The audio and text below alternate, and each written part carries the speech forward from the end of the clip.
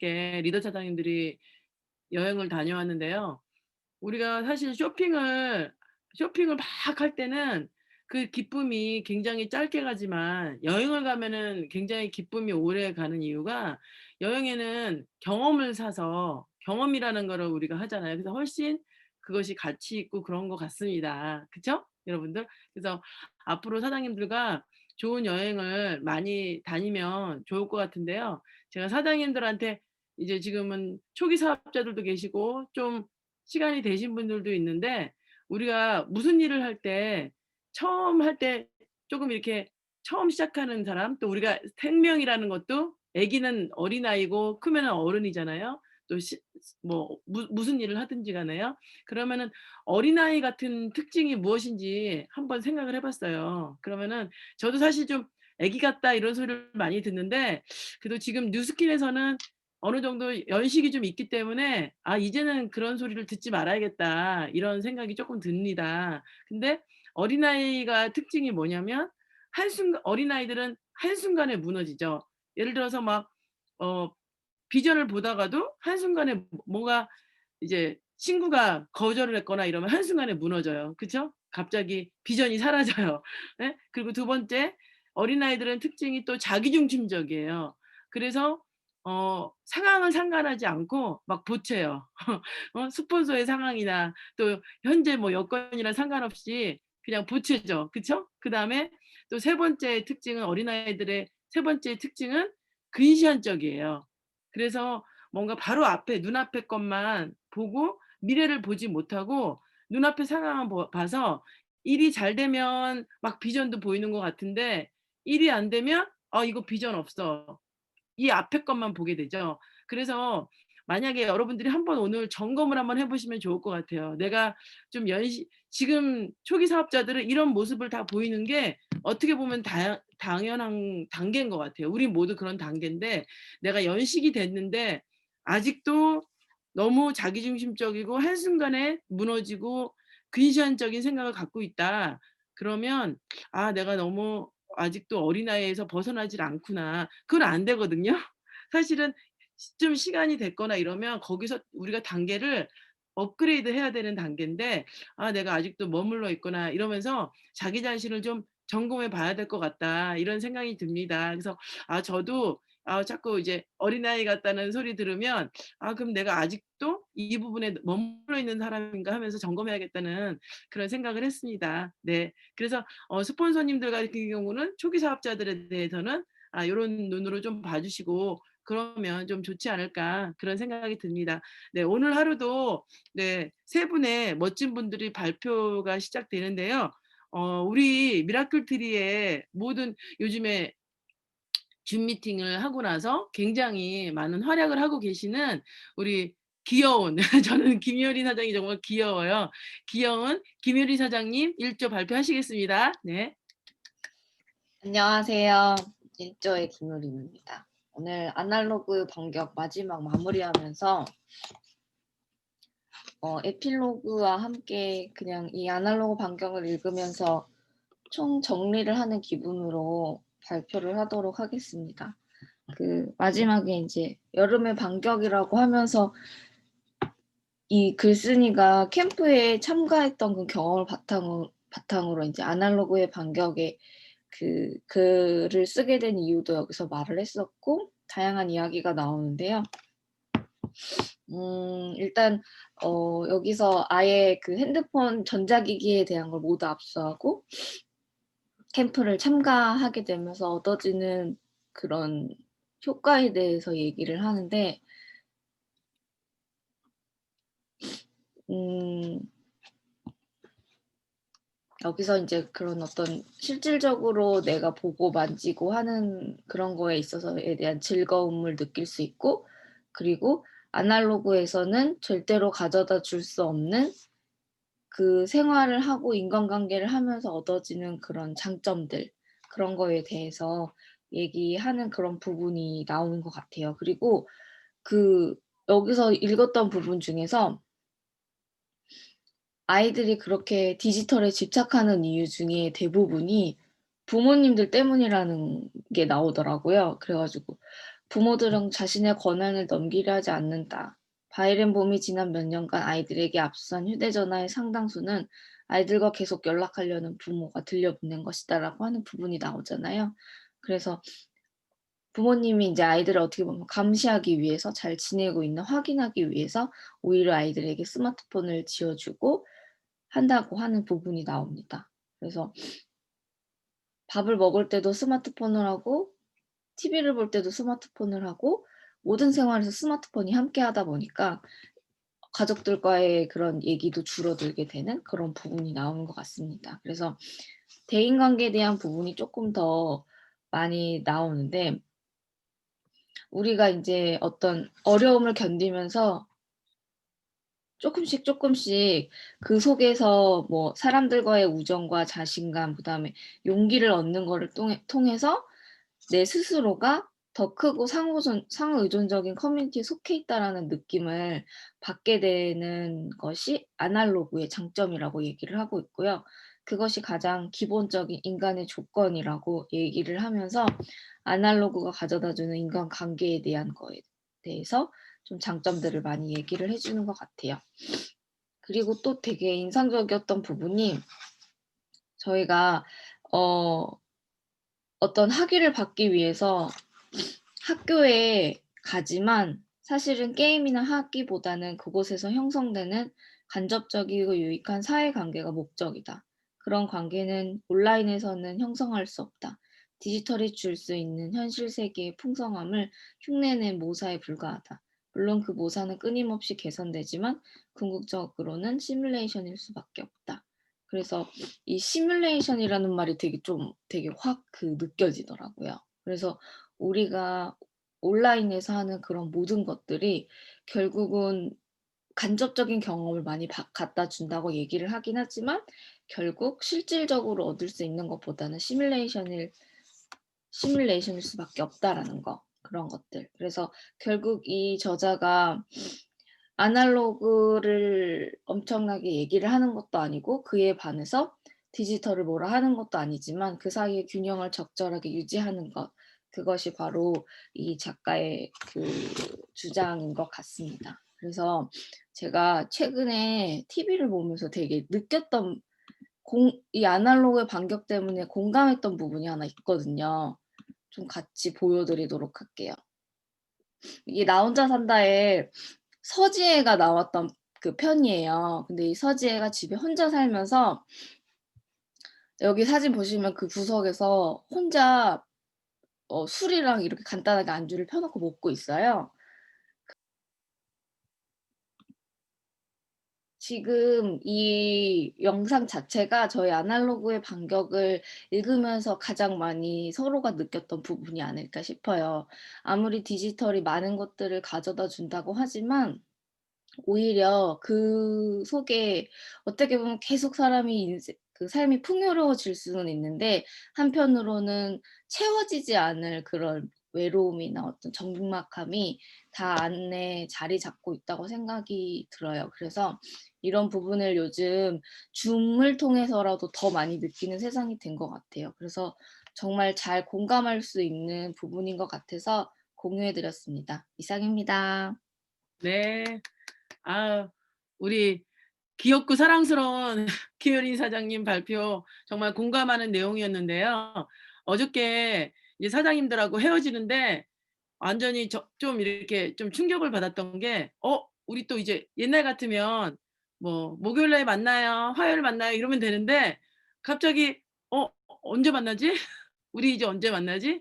그런 느낌이 딱 와닿던 그런 느낌을 가졌던 것 같아요. 근데 오늘 김유린 사장님이 보여주신 영상에서 그런 느낌과 좀 비슷한 느낌을 보지 않았나 그런 생각이 듭니다. 이 시기에도 여러분들과 우리가 매일 이렇게 모닝스쿨에서 만난다는 게 굉장히 그래도 저희들의 외로움을 감해 주고 또 매일 만나는 것 같고 매일 시스템이 있다는 것이 굉장히 감사함을 느끼게 되는 또 그런 스피치였던 것 같습니다. 네, 감사합니다. 김효리 사장님 우리들의 정말 중요한 분이세요. 네. 다음 분 우리 백수민 사장님. 네. 준비되셨나요? 네. 네, 안녕하세요. 저는 이제 그 테크놀 테크놀로지를 금지해서 보존하려는 것에서 이제 것에 관해서 읽었는데 저도 이제 효림 사장님처럼 이 캠핑을 캠핑에 이제 애들 보냄으로써 그 이 이제 그런 거를 이제 사용을 못하게 해 갖고 저 뭔가 이제 그 캠핑장에서 어떠한 일이 일어났을 때 그 어 당장 엄마 아 아니 부모님으로부터 해결책을 찾기보다는 이제 해결할 수 있는 능력을 키워주는 것 같은 면에서 봤을 때 솔직히 좀 요즘 세대에 좀 필요하다고 저는 좀 느꼈어요. 왜냐하면 저희 세대와 달리 요즘은 되게 엄마들이 더 애들한테 집착을 하는 것 같고 왜냐하면 애들을 이제 어 많이 안 낳다 보니까 더 이제 집착을 많이 하시는 걸 봤거든요. 그래서 막 초등학교 같은 경우에는 이제 엄마 애들 간에 문제 생겼을 때도 막 소송 아닌데 막 막 소송을 걸고 막 그래서 막 학교 선생님들이 막 당황하고 막 참 별의별 일이 많이 일어나더라고요. 그래서 참 저희 때는 치고받고 싸워도 부모님들이 관여하는 일이 되게 적었었는데 저는 요즘 세대의 이러한 방법이 이러한 교육 이런 캠핑 프로그램이 필요하다고 생각을 했고요. 그리고 어 또 이제 이 이런 디지털 시대가 많이 발전을 하다 보니까 저 역시도 제 부모님이랑 식사를 하든 아니면 뭐 친구와 만나서 밥을 먹든 간에 핸드폰을 수시로 보고 있게 되더라고요, 대화보다도. 그러면서 처음에는 처음에 안 그랬을 때는 막 그런 사람들이 이해가 안 됐는데 할 말이 없으면 그렇게 휴대폰을 보게 돼서 '아 결국은 나도 이렇게 가는구나.' 싶었는데 어 예 싶다는 생각이 들었고요. 그리고 또 근데 이제 이 캠핑에서 중요하다는 게 어 중요하게 보는 게 이제 대인관계였던 것 같아요. 예. 그리고 어 그만큼 이제 관계가 중요하다고 이 아날로그 세계에서는 그러는 거 이 캠프에서는 그러는 것 같고요. 그리고 이 캠핑의 이제 감독 가이드는 뭘 중요시 여기나 했더니 이제 서로를 알아가게 하고 또 참가자들이 서로를 존중하고 격려하게 하고 또 다양한 스트레스와 짜증을 이제 유발을 해서 어 이제 거기서 또 이제 그러니까 막 누군가의 도움 없이 이겨내게 하는 것 같고요. 그리고 음 여러 가지 이제 체험을 하게 하는 것 같습니다. 그래서 마지막으로 저는 어 약간의 약간의 어려움을 견디면서 자신에게 편안하게 느껴지는 범위에서 조금 더 나아가고 주위에서 당신의 목표 달성을 도와준다면 결국에는 우정과 자신감 그리고 내적 용기를 얻게 됩니다. 그래서 이제 자신이 더 크고 상호 의존적인 커뮤니티에 속해 있다는 느낌을 받게 되고 "그것이 가장 기본적인 인간의 조건입니다." 라고 이제 바이렌 봄이 이제 말을 했다고 이제 나와 있는데요. 어 저는 이 부분에서 이제 반성을 하게 된 게 이제 그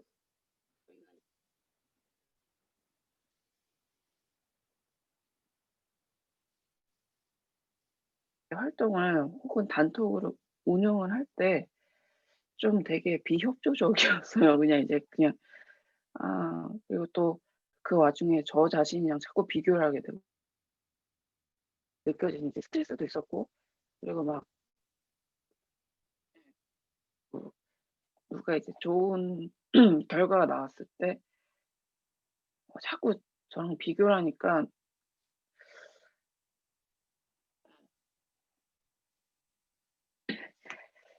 그래서 이제 비교보다도 이제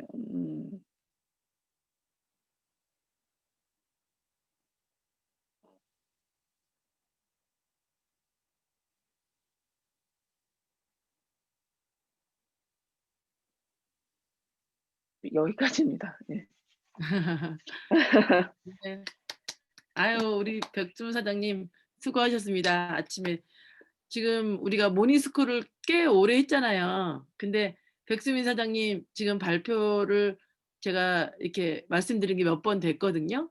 근데 이렇게 발표를 많이 한다는 거는 꾸준하게 참여하시고 꾸준하게 나오신다는 얘기잖아요. 정말 백수민 사장님 또 이렇게 어머님이랑 같이 이렇게 사업하시는데 보면은 너무너무 이렇게 뭐라 해야 되지? 뿌듯하고 또 비전이 되는구나. 저렇게 엄마와 자녀가 같이 하는 모습이 너무 보기 좋고 저희들에게 또 많은 본보기가 되시는 것 같아요. 그리고 이렇게 계속 성장하시고. 그래서 정말 이 모닝을 통해서 많은 성장이 이루어지시고 계시고 또 이렇게 약간 처음에 느낌은 내성적이신 느낌이 들었는데 지금은 이제 막 댄스 춤 잘 추시잖아요. 그래서 이미지도 많이 바뀌고 또 이렇게 발표하셔서 너무너무 좋은 모습 보여주셔서 감사합니다. 굉장히 응원하고요. 그리고 우리가 비교는 남과 비교하는 게 아니라 나 자신의 미래와 비교를 하래요. 그러니까 나의 더 큰 더 발전을 위해서 그거 나의 미래의 모습과 나의 최선을 위해서 너만의 명작을 그리는 그런 비교를 하면은 우리가 좀 더 발전하지 않을까 그런 생각이 듭니다. 너무너무 감사합니다. 화이팅! 네. 네, 다음 분 우리 좀 피곤하신 김유진 사장님 발표하시겠습니다. 네. 네, 안녕하세요. 잘 들리시죠? 네. 네. 이 에필로그는 보면 이제 디지털과 아날로그의 균형을 강조를 하고 있는 것 같아요. 그러면서 이제 뭐 캠프 얘기도 나왔긴 했지만, 네, 우리가 이게 이런 디지털 라이프가 된 지 오래잖아요. 현실이 된 것도 오랜데 이 시점에서 왜 아날로그를 선택을 했을까?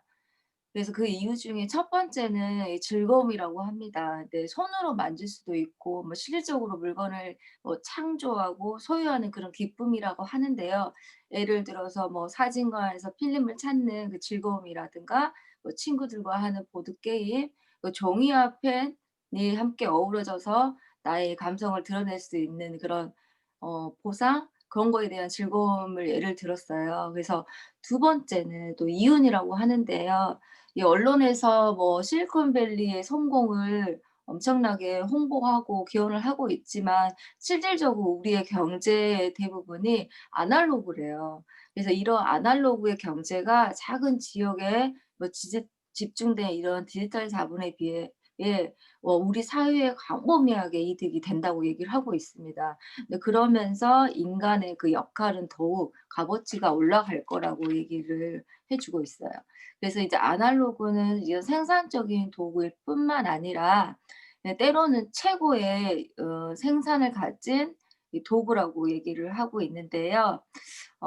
이 도구의 우월성을 또 결정을 하는 중요한 요인은 그것이 얼마나 이게 최신 기기인가에 달려 있지 않고 또 그 도구가 우리를 얼마나 확장시키거나 축소시키냐 그리고 자연과 문화 그리고 경험을 어떻게 만들어 가냐에 따라 이제 결정을 짓는다고 얘기를 해 주고 있습니다. 그리고 이제 세 번째는 이제 디지털로 인한 이 건강에 미치는 부작용이라고 얘기를 하는데요. 뭐 스트레스라든가 현대인들의 이제 수면 부족, 그 집중력 저하라고 얘기를 하고 있어요. 그래서 이제 아날로그를 선택을 하기도 한다는데 네 궁극적으로 이제 아날로그는 디지털 테크놀로지보다 훨씬 깊은 이 방법으로 사람들이 연결고리가 된다고 얘기를 또 하고 있습니다. 그래서 이 저자는 또 아이러니하게도 이 젊을수록 더 많은 이게 디지털에 노출된 세대일수록 디지털 테크놀로지의 매력을 덜 느낀대요. 근데 그런 게 가져올 영향을 오히려 우려한다고 얘기를 하고 있어요. 그래서 어 의도치 않게 디지털 기술의 이 팽창은 아날로그를 더 훨씬 부활시켰고 또 아날로그적인 것들은 우리의 이제 생활 속에 더욱 네, 매력적인 모습으로 자리를 차지해 가고 있지 않나 생각이 들고요. 뭐 그렇다고 해서 완전히 아날로그적으로만 존재하는 것도 불가능하고, 그리고 완전히 디지털적으로만 사는 것도 어 매력이 없겠죠. 그래서 가장 이상적인 삶은 이게 바로 아날로그와 디지털 테크놀로지의 균형을 찾는 거라고 얘기를 하고 있어요. 그래서 제가 이제 이 책을 읽고, 이 디지털 시대가 주는 이 공허함이나 이 지루함이, 따뜻한 감성을 가지고 있는 이 아날로그가 이 현대인들의 그 아픈 마음을 어루만져 주고 치유하고 있지 않나. 그래서 이런 생각을 하게 좀 되었습니다. 그래서 되게 재미있었던 부분이었던 것 같습니다. 네. 아유, 우리 유진 사장님 굉장히 피곤하실 텐데 어저께 늦게까지 새벽까지 준비하시고 또 이렇게 발표해 주시니 너무 감사하고요. 전 유진 사장님 생각하면 그 몸짱, 얼짱, 그죠? 정말 사실은 이렇게 미모를 담당해 주시는 것도 큰 역할이거든요. 그쵸? 왜냐하면은 우리 인스타에도 스타들은 보면은 다 외모가 예쁜 사람들이더라고요, 보면은. 근데 우리 그룹에 또 이렇게 중요한 부분을 담당해 주셔서 정말 그 두 자매 부분이 진짜 좋은 역할을 해 주시는 것 같아요. 그리고 또 이렇게 제가 이제 금호동 살 때 우리 이웃 사촌이셨거든요. 그때 굉장히 가까워졌어요. 그래서 유진 사장님하고 또 이렇게 또 여행도 다녀오고 또 좋은 추억도 경험해서 너무 즐거운 시간이었습니다. 오늘 스피치 너무 감사하고요. 네. 우리가 정서의 아날로그의 반격과 또 초예측을 통해서 인공지능을 배웠고요. 그다음에 또 아날로그 반격을 통해서 또 우리의 그 아날로그적인 감성이 얼마나 중요하다는 것을 또 이렇게 배운 것 같아요. 근데 어떻게 보면 이런 것들을 아날로그 감성이나 이런 걸 배우면서 여러분들과 또 여행을 하면서 하는 거는 왜 하는 걸까요? 어떻게 보면 우리가 사이가 좋게 하기 위해서 하는 거잖아요. 그쵸? 그죠? 근데 이 사이가 좋다는 거는 어떻게 하면 사이가 좋냐. 그래서 우리가 요즘에 레지나 사장님이 그 말센스 또 말에 대한 책들이 많이 나오죠. 근데 말을 어떻게 하면 잘하냐. 뭐 말센스나 이런 걸 보니까 이제 제가 좀 보니까 나를 좋아하는 사람, 나에 대해서 긍정적인 생각을 갖고 있는 사람을 많이 만나라는 얘기를 많이 하더라고요. 부정적인 언어보다는 긍정적인 말을 하는 사람. 근데 우리가 예쁜 말을 하는 사람을 좋아하잖아요. 근데 그 예쁜 말이라는 게 막 상냥하고 애교 있고 이게 예쁜 말이 아니에요. 어떤 게 예쁜 말이냐면은 예쁜 말은 상대방의 자존감을 높여주는 말이래요. 예쁜 말은. 그래서 우리 사장님들, 리더 사장님들이 이제 카톡방에 막 뭘 할 때 댓글을 막 리액션이 막 좋은 사람 좋아하잖아요. 그쵸? 근데 그게 상대방의 자존감을 높여주고 또 이제 상대방을 좀 더 주체적으로 인간으로 만들어준대요. 그래서 어떻게 보면 우리가 이제 말이 되게 중요한데 그것들이 또 사이를 좋게 만든대요. 그래서 칭찬하는 말이죠, 어떻게 보면요. 그래서 나는 조금 우리가 이런 사람 좋아하잖아요. 자기 막 잘난 척하는 것보다는 나는 좀 낮추고 남을 높여주고 나의 존재 자체를 인정해 주는 거. 그죠? 그래서 그 정서의 금수저를 가진 사람은 부모들이 어렸을 때 사이가 좋았던 분들이 정서적인 금수저인 경우가 많대요. 그래서 남자들이 현혹될 때는 막 여자를 이랬다가 그리고 또 갑자기 이제 콩짝지가 딱 치면은 모국어를 쓴대요. 모국어가 뭔지 아세요? 마더스 텅이야. 어렸을 때 엄마 아빠가 썼던 말을 쓴다는 거야. 그래서 부모 간에 사이가 좋았던 사람들이 여자한테 잘한대요. 그래서 나중에 이제 콩깍지가 딱 깎이면 모국어를 쓰게 돼서. 그래서 부모 사이가 좀 좋았던 사람을 고르는 게 좋대요, 남자들이. 그쵸? 근데 우리가 그런 사람도 좋은 책을 읽고 또 좋은 말을 듣고 또 좋은 영상을 보면 그게 바뀔 수 있대요. 그래서 우리가 아침에 이렇게 모닝 스쿨을 듣고 또 책을 많이 보고 이러면서 자기 자신이 좋은 말을 쓸 수 있는 거를 바꾸게 되고 또 좋은 사이로 만들어주는 것 같습니다. 그래서 여러분들이 오늘도 칭찬하는 또 상대방의 자존감을 높여주는 또 그런 칭찬하는 하루가 되셨으면 좋겠고, 그리고 남은 오늘이 마지막 날이에요. TR9T. 저도 분발해야 되는데요. TR9T 우리가 팀워크로 또 100개 도전하기 위해서 오늘 하루도 기적을 만드는 귀한 하루가 되셨으면 좋겠습니다. 네, 감사합니다. 네, 우리 마무리는 김예진아 사장님께 돌리겠습니다. 감사합니다. 네. 네, 오늘 서현인 사장님이 제가 하고 싶은 말을 다 해서